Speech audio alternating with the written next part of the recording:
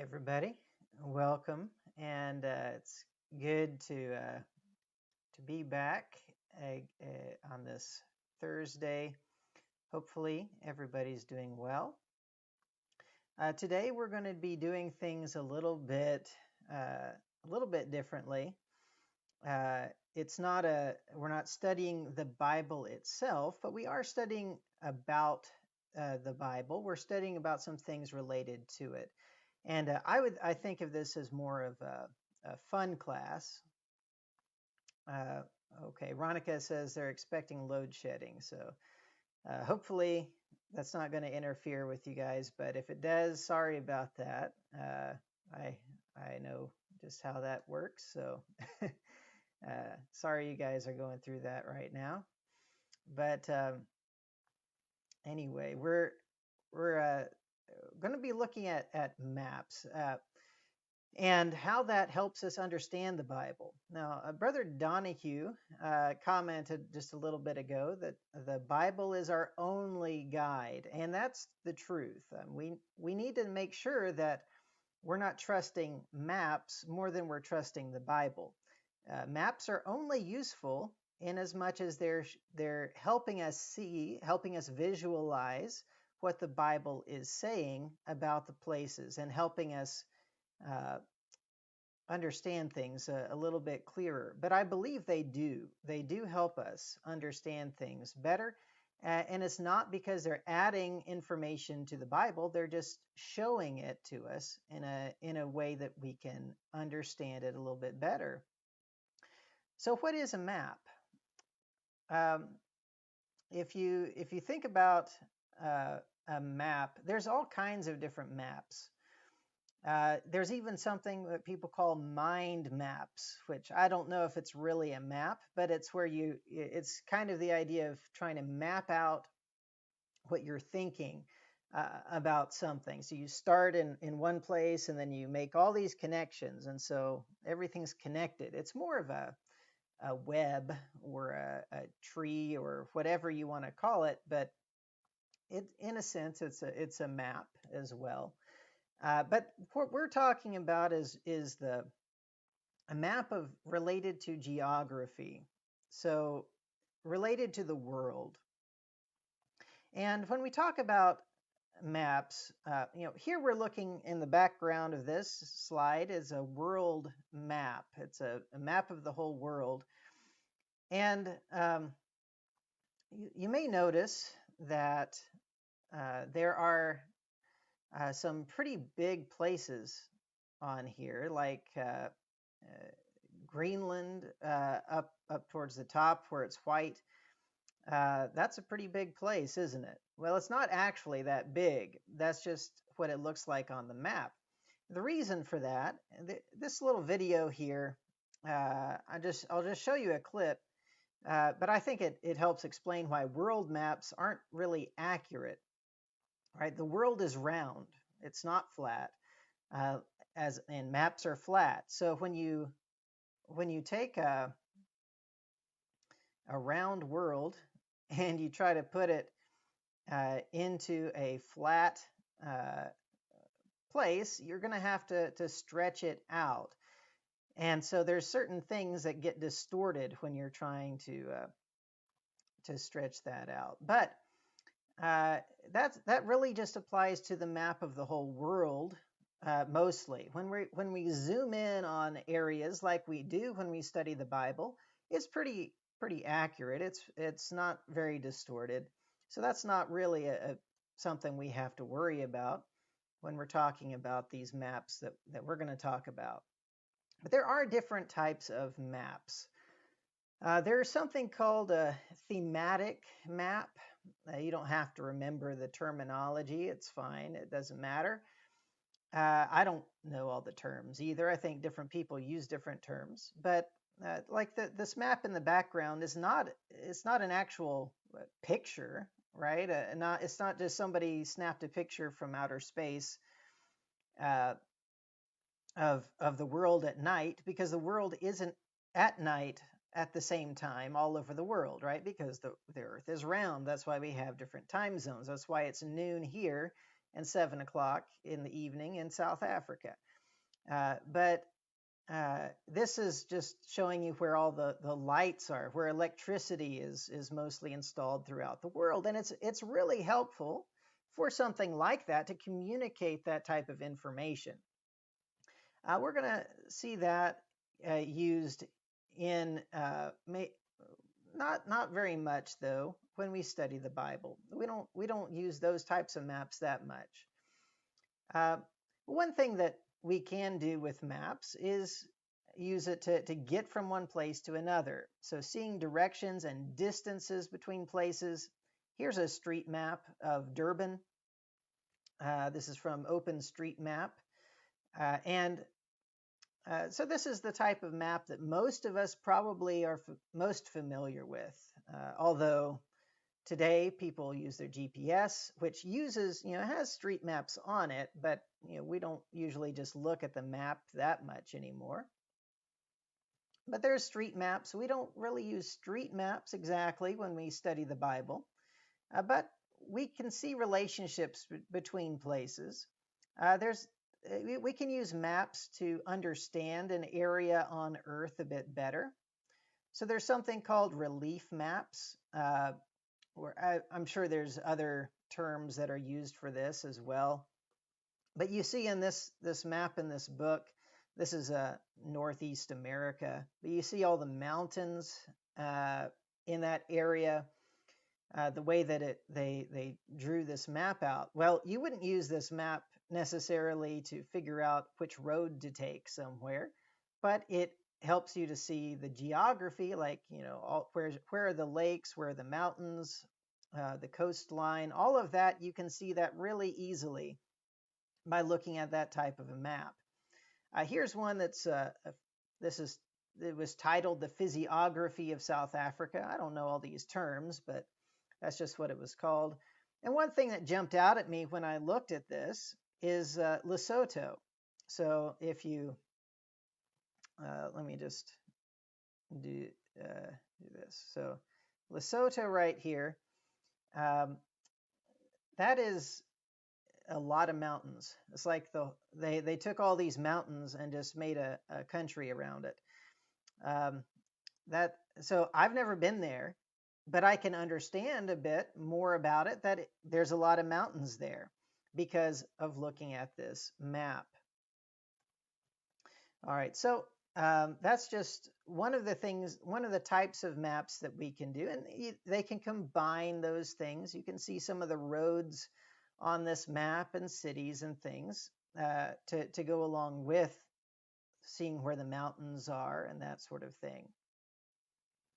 You may also see Botswana is very flat. There's not many mountains up there, and I can attest to that. I've driven across it, at least part of it, not the whole thing, obviously, but a good bit of it, and it's very, very flat. Yes, sir. Oh, you're not. You're right. Yep. All right. I have made a mistake. Wow. I apologize. I did.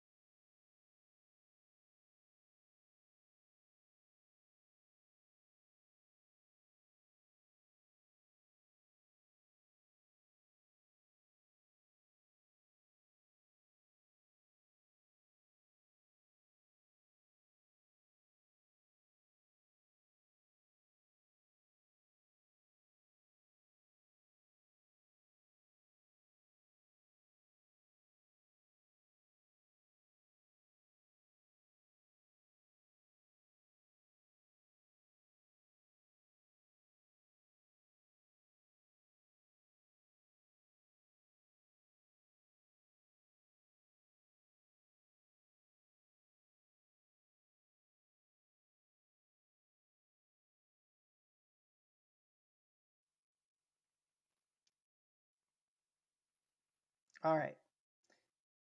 All right. Sorry, folks.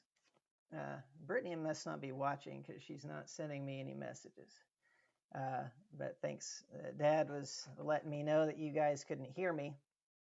That's because I didn't have the camera on here, and that's where the sound's coming from. All right. Thanks. Very sorry about that. All right. Wow. All right. So you got to see the maps anyway.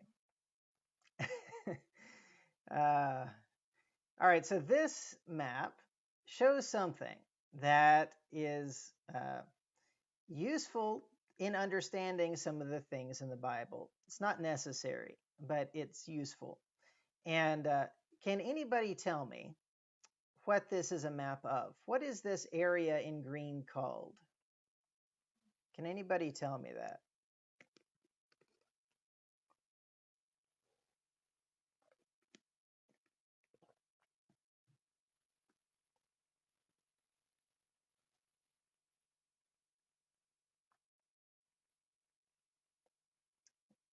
Not, I don't know how much delay there is here, but I'm not seeing any comments. It may be that nobody knows what this is, or nobody who's able to comment at the moment knows what this is. But this is actually called the Fertile Crescent, this area. So this is where things grew well, and it just sort of made a crescent shape. And there's more to it if you keep going over to the right. But as far as the land that we're concerned with, this map pretty much fits in everything that we read about in the Bible, just in this little part of the world. So this is a map of the biblical world, you could say. Oh yeah, Brittany got a phone call, so she wasn't able to watch while I was making all the mistakes. Hopefully, if I make any more, she'll let me know right away. But yeah, so Brittany says it's the Fertile Crescent, and that's right. All right, so this area is where things would grow. Other parts would have been desert. Okay, so people didn't travel through there. So there's a couple of things that would affect, and so I want to let me try to do this. So Abraham would have come from somewhere over here in Ur of the Chaldees, and he came around this way to come to Canaan. He didn't make a straight trip, right? Why not? Well, because he would have had to travel through desert. Okay. When people came from over here to this area that we call Israel now, sometimes, or Palestine, or whatever you want to call it, the land of Canaan, they would go around. And yeah, somebody I think started a little bit late there, and let me just try to comment about that. Let me see if I can. I think I have to get. There we go. Yeah.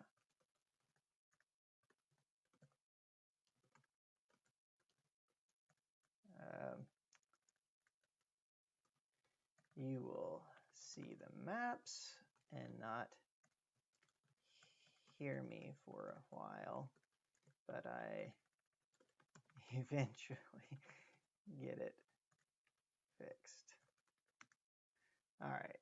So sorry about that. But all right, so that's one thing that this can help you understand is Abraham's journey. Another thing is, why is it that the Bible always talks about the invaders coming from the north? Well, they're over here on the east. Babylon's over here.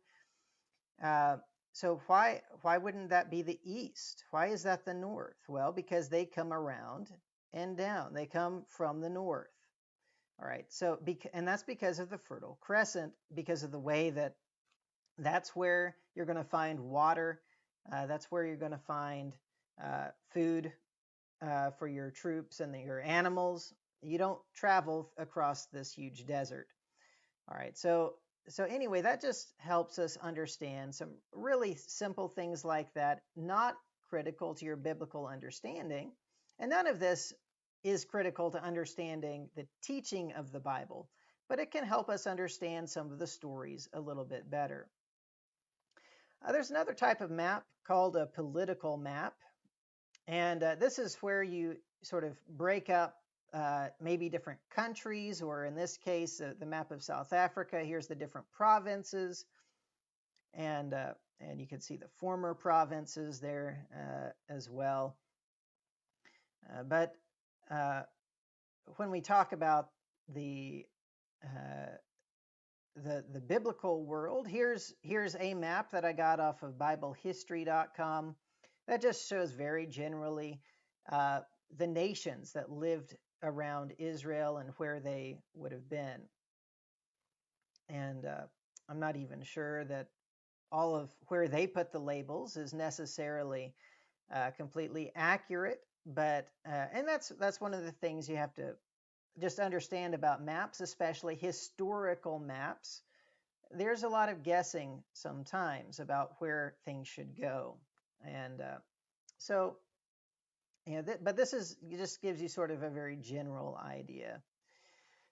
But here is this map of the world that we're working with today. Not a map of the whole world, but the biblical world. This is the map that includes pretty much everything you can read about in the Bible. Now, there's a couple of places mentioned that are not on this map, like Ethiopia or Spain. You'd have to zoom out a little bit more to see those, but this includes pretty much everything that the stories in the Bible actually deal with. All right, so this area that's in blue here, this big body of water, what is that? What is that big body of water? Now, I don't know if everybody calls these bodies of water. When I talked to the young people in my class in Ashawi, they didn't know what a body of water meant, but it's just a big piece of water. I don't know what else you call it but a body of water, because that's what I've always heard it called. But if you call it something differently, you can let me know what that is as well. But what is this one? This big body of water that is in blue here. Can anybody tell me what that is? It's the biggest body of water that we have in the Bible talked about, and Brittany calls it the Great Sea. That's what it's called in the Bible. We call it something differently today, and I never think about it as the Great Sea. I think about it as the Mediterranean Sea. That's what we call it today. And so this is the Mediterranean Sea. So what about this in purple here? What is that? What body of water is that? This isn't the whole thing, but this is the part that's important generally for the biblical story. It's actually involved in a miracle. What body of water is this? The color might throw you off. Does anybody know what that is? And they're in purple down at the bottom.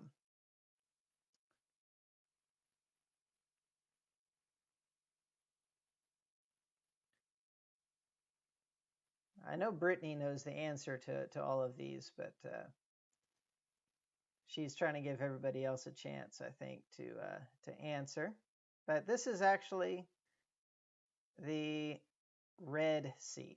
I put it in purple, not red, but Sister Buchanan says it's the Red Sea. So there are actually ancient maps where people knew that this was called the Red Sea, and they colored it red, which is fine. Their maps were really, really impressive for what they had, the information they had. But Zwandili also says it's the Red Sea. Yeah, and that's right. And this is where the Israelites crossed coming out of Egypt. So we don't know exactly where they crossed. Let me just use this. But it's possible that they crossed somewhere up here. That's sort of what you'll see on the maps. Most maps, if they show the crossing of the Red Sea, they'll show it somewhere about here. But we don't know where they crossed. And you'll also see on a lot of maps Mount Sinai put in here. Now, Paul says Mount Sinai is in Arabia, which we think of Arabia as being over here.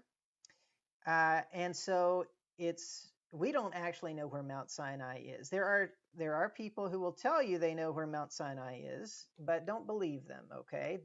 They don't know. We do not know a lot of these things, all right? In fact, I saw there's a brother who has a bunch of maps on his website. He says they're 100% historically accurate. That's a ridiculous claim. Don't believe claims like that. You can't know that they're 100% historically accurate. There's all kinds of things that could change that we don't know about over a couple thousand years. So the map that I'm showing you here is based on modern day geography. Okay, this is I took this from the data is based on OpenStreetMap, and it's I took some of the images and redid them a bit from another website. I should have put it on here, but anyway, it looks a lot differently than what they have. But anyway, this is from modern day. I changed the one of the bodies of water here a little bit to look more like what it would have looked probably in the older times historically, rather than it does today. But anyway, there's a lot of guessing that goes with some of these maps, including the one I'm showing you here that I made. Okay. All right, what about this green body of water here? What is that? What is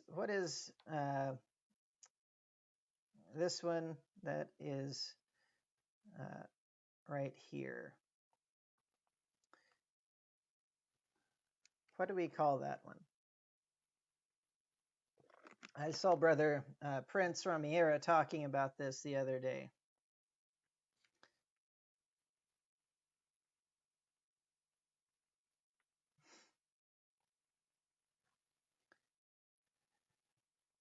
There's a song that I like and a lot of other people don't like that are about this sea. Brittany calls it the Salt Sea, so that is one of the names for it. And the name that we know it better by, or at least I do, is the Dead Sea. And the song about it is that there's water that flows into it, but it doesn't give up anything. It doesn't give anything back, and so it's dead. Yeah, Sister Buchanan says the Dead Sea. And so this is where you get a lot of salt building up because the water's not flowing out of it. It only flows into it and then evaporates. And so they actually mine it for salt.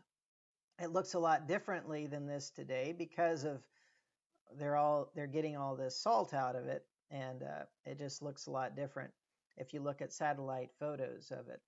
But you can still see this outline that's there where it used to be, this depression in the ground. So anyway, that's the Dead Sea.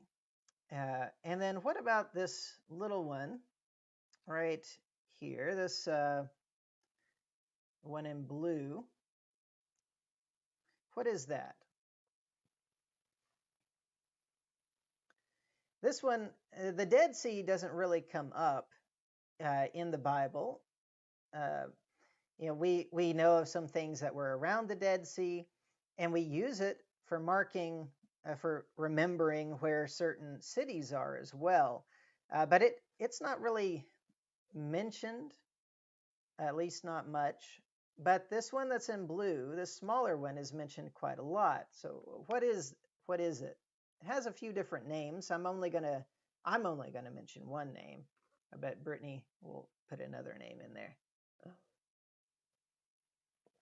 But what is that? Sister Buchanan says it's the Sea of Galilee, and that is what I call it as well, the Sea of Galilee.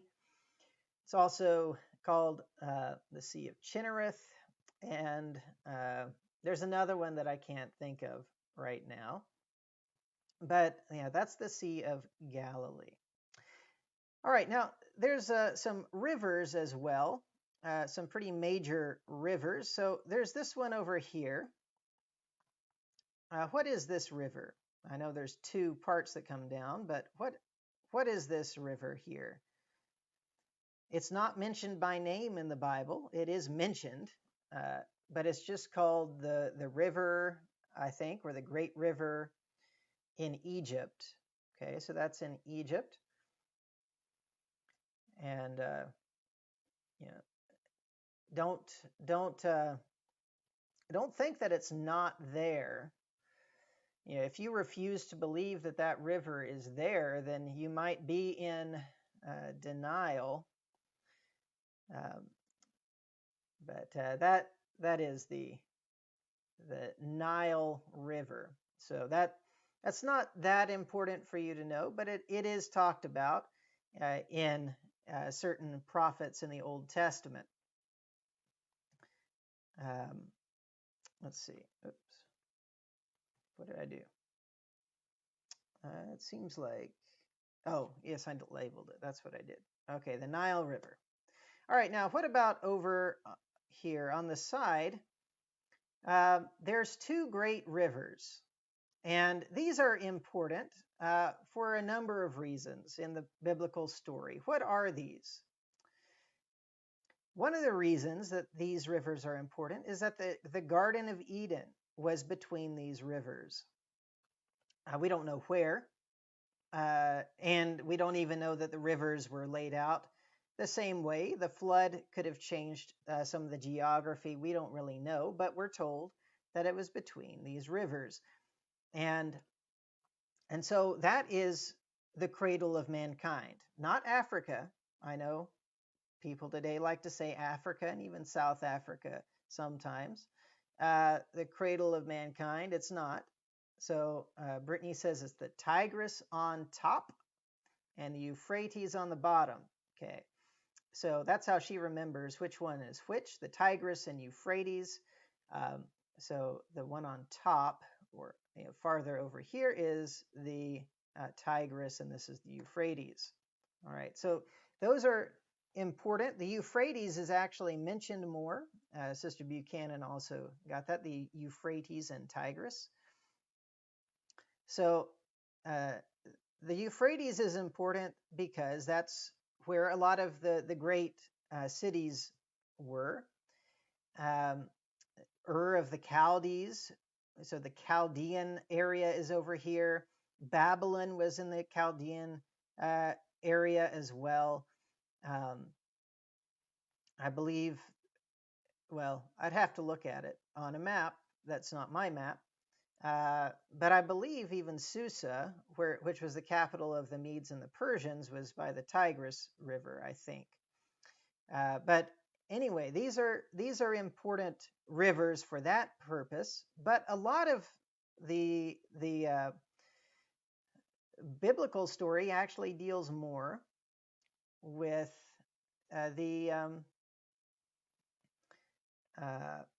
it deals more with a small river. And so that's this one right here. What is this river? When I was looking at the map that I was making this from, I couldn't even see it. I couldn't even see this river. It's so small today. It would have been bigger then. But because people get a lot of water out of that today, it's for the different cities and such, it's a very small river. But it would have been considerably wider in the time of the Israelites going in to the land of Canaan. There's another miracle associated with that as well. A couple of times it got parted. Um, when the Israelites went in to the land of Canaan, this river parted. And when Elijah was going to be taken up in a whirlwind, it parted for him and Elisha to walk across as well. So what is this river?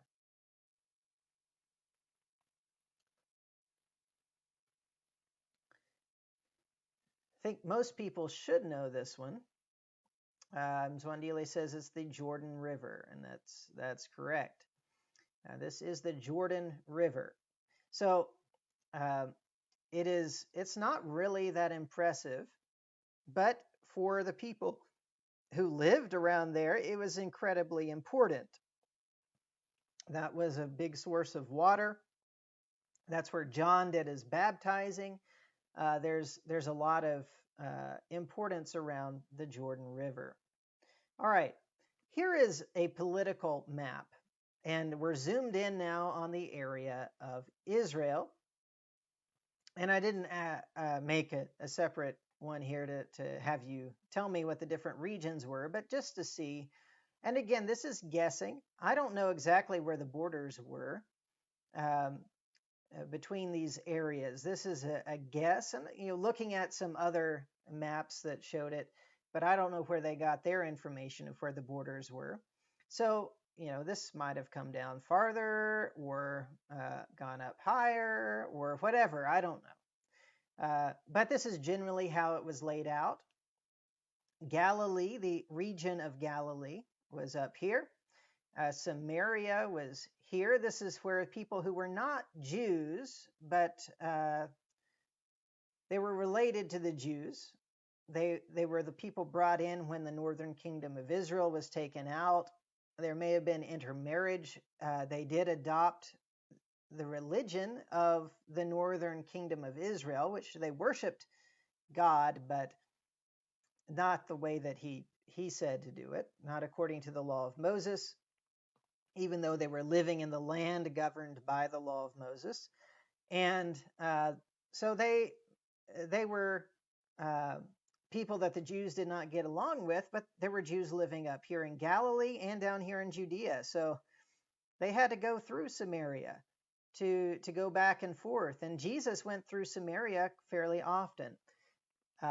To go to Jerusalem, which we'll see here in a second, Jesus would had to go through Samaria to go to Jerusalem. And one of those times, the Samaritans were not nice to them and did not welcome them because they were going to Jerusalem to worship, and that didn't match with the Samaritans' religion. So they were rejecting them. And a couple of Jesus' disciples, the sons of thunder, said, "Shall we call down lightning from heaven to destroy them?" And Jesus rebuked them and said he came to seek and save, not to destroy. And so that is, and of course we remember the woman at the well was in Samaria. She was a Samaritan woman, and Jesus talks about the Good Samaritan. So this is right in the middle of where the Jews were living, in Galilee and in Judea. All right, so that just gives you an idea of these big regions that were in the time of Jesus. Now, you can also see maps that divide up the tribes of Israel during the time of when they took the land.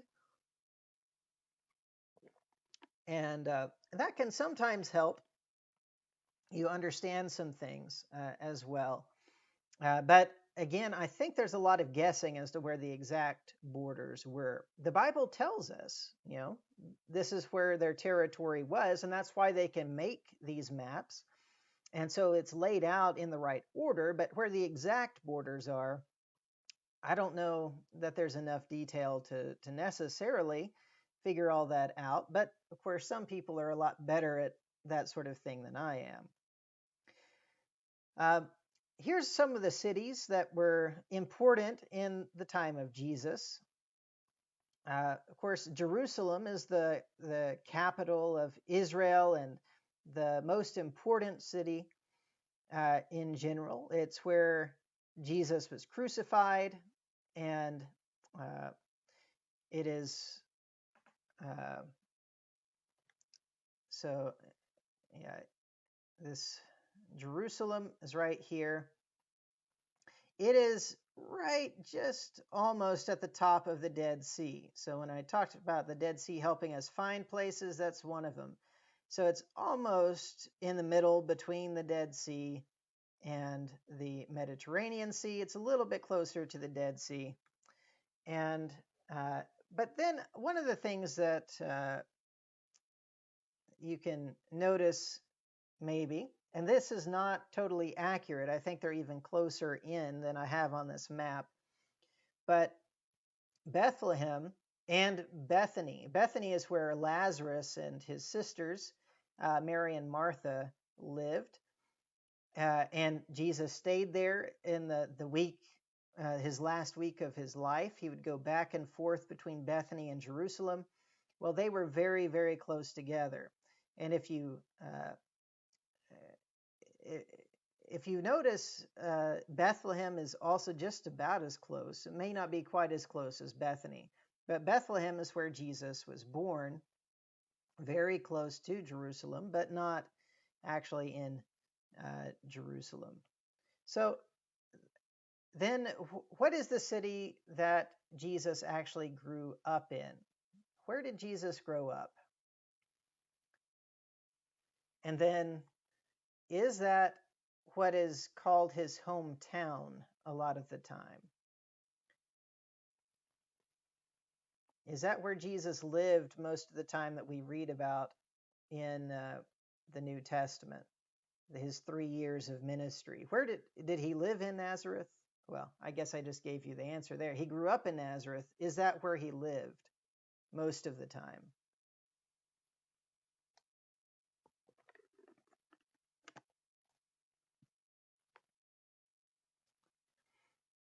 Um,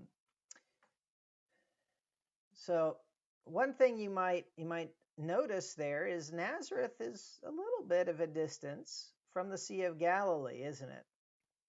And yet we find Jesus being there by the Sea of Galilee an awful lot. And now it's really not that far because this is really not that big of a piece of land. That's one thing that Adam Kindleball impressed me with, was talking about how small Israel is. This territory of Israel is really not that big. But so Mzwandile says he grew up in Nazareth. Where was it that he actually ended up living for most of his time during his ministry? He actually moved from Nazareth, right? And he went to Capernaum, which is here very close to the Sea of Galilee. And so that's Capernaum, or I think other people pronounce it differently, but that's how I say it. It's right by the Sea of Galilee, and so that's where Jesus meets a lot of his disciples and goes out on the boat with them, and he travels around. He uses the Sea of Galilee as a way of getting around to different places to teach and do miracles. There's a lot of places right around that Sea of Galilee. All right, so that just it helps me to visualize it, knowing where these places are. Now, of course, you can read in the Bible that he moved to Capernaum. That's what it says.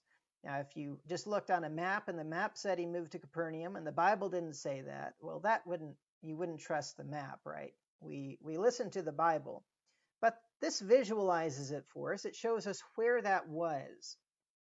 And so that just helps us picture that a little bit better. and maybe also gives us a little bit of the reason why he might have moved there, even though the Bible doesn't tell us that, other than he was rejected in Nazareth, but he was pretty well rejected in Capernaum as well. Uh, they didn't seem to accept him where he lived. Now, if we zoom out a bit, back to this map of the broader biblical world, I put a lot of cities in here, and these aren't exactly accurate. If you compare these to more accurate maps, the dots are going to be off a little bit, but this gives you a general idea of where these places were. And these places come in, especially in the book of Acts, as well as some of the letters that are being written. But when we look at the book of Acts and we look at Paul and his companions traveling, a lot of these places are important to that story. So even this, there's these big islands, Cyprus, Crete, and there's this little bitty place of Malta. What was important about Malta? Why is that little bitty island important as far as the travels of Paul go?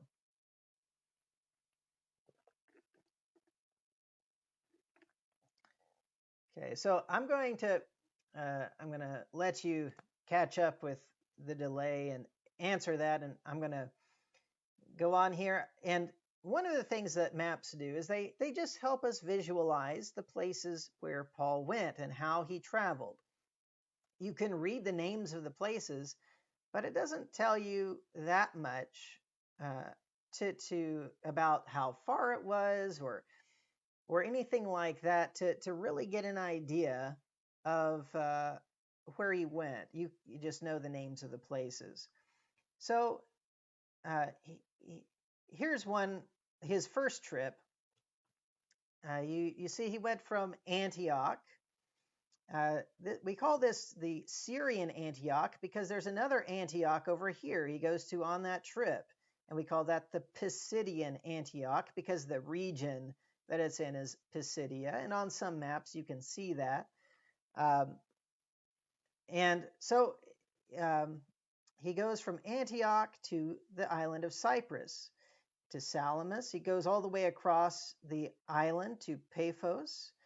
He goes up to Perga and to Antioch, to Iconium, Lystra, and Derbe. And then he goes back, right? He doesn't go back through Cyprus, but I think he goes back through Italia and then to Antioch. But I just put this part of the trip on here. There's better maps of his journeys, but this just gives you an idea.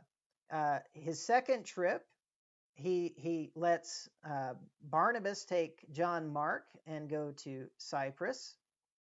And Paul goes back to these areas where he had been before. And the Holy Spirit at that time did not allow him to come into this area because he was going to go to Macedonia, this area over here.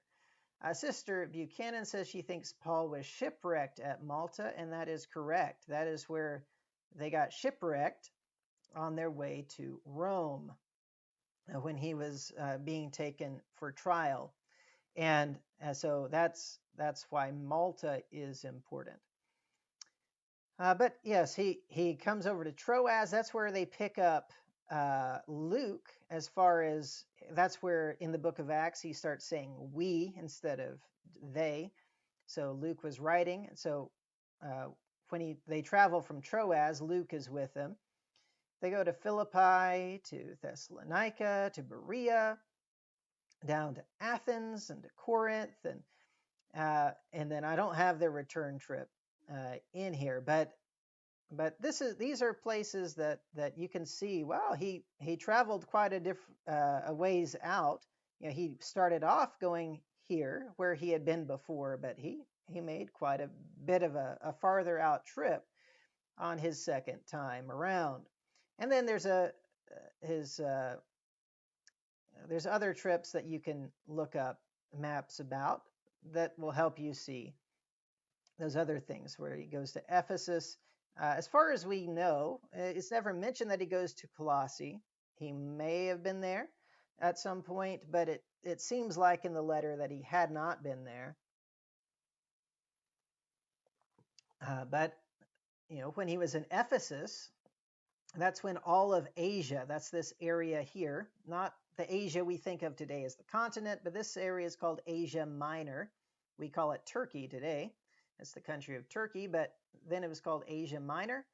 And all of that area learned the gospel when Paul was at Ephesus. So people were coming from all over, and that may have happened with the brethren in Colossae. And maybe Epaphras learned the gospel in Ephesus and took it to Colossae, but that's just guessing. We don't know. But anyway, these areas are all important in the Bible story, so it's nice to see where they are. There's a letter written to the Thessalonians who were in Thessalonica, and a letter to the Philippians. They were helping Paul, sending help to him when he was down in Corinth and other places, helping him financially. With the Thessalonians, the Jews ran them out of Thessalonica, and so when they got down here later on, they were writing these letters back to them, worried about how they were doing, being persecuted, but also making sure that they knew what they needed to be doing, how they needed to be behaving, because they didn't get to spend as much time with them that first time as they wanted to. All right, Brittany has given some information in the comment. She says, if I'm correct, the distance between Nazareth to Jerusalem, so let me just back up to this map. All right, so the distance between Nazareth and Jerusalem is close to 100 kilometers. So Petermaritzburg to Durban is about 80 kilometers. So it's not much difference than between Petermaritzburg to Durban. So you could run that, right? You could run a Comrades Marathon between Nazareth and Jerusalem, plus a 20 kilometers, but that's nothing for a marathoner, right? All right, so but that's just gives you an idea.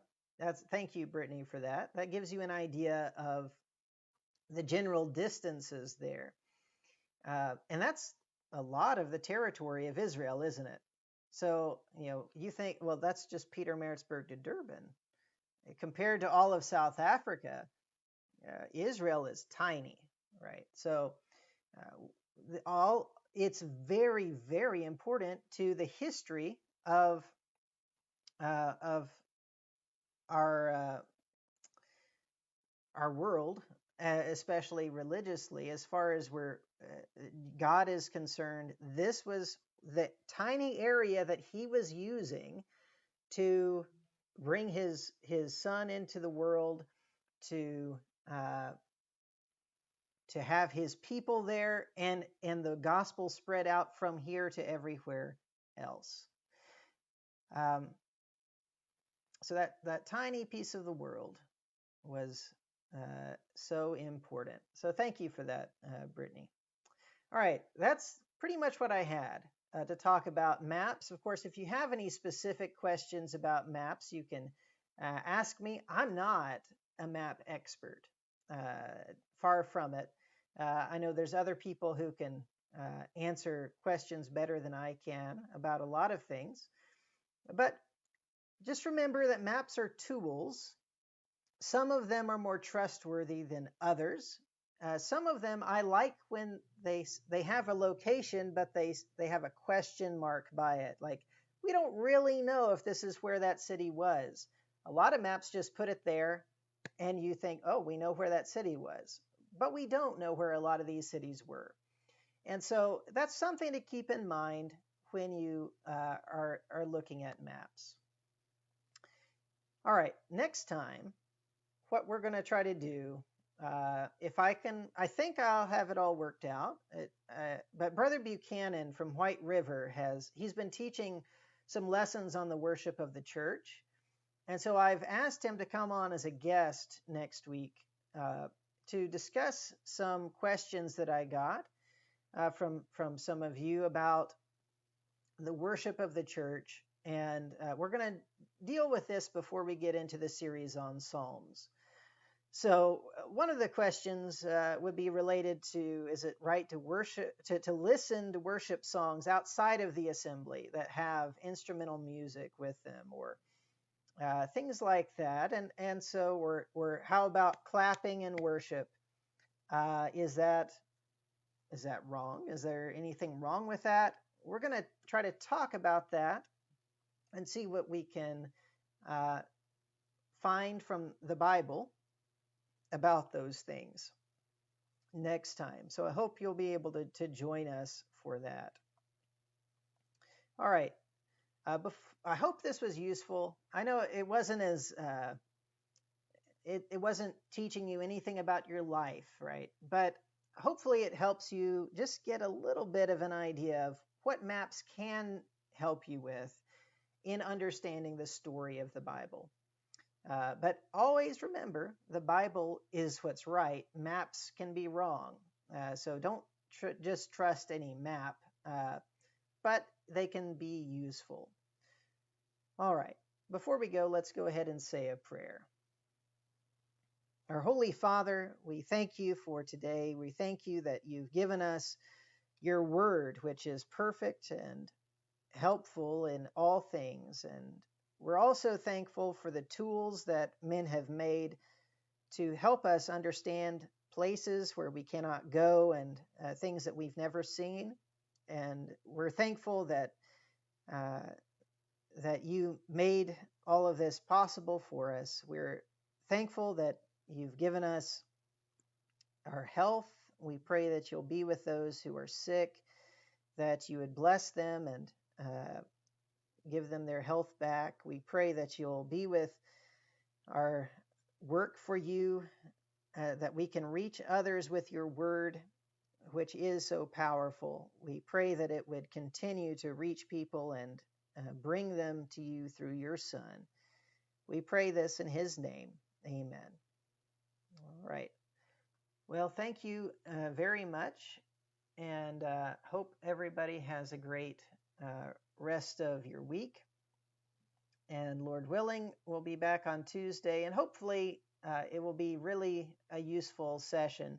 So if you have questions about worship, go ahead and give those to us so we can be working on seeing how to answer that from the Bible. All right. So if you have questions that you want us to deal with about worship next time, go ahead and let us know that.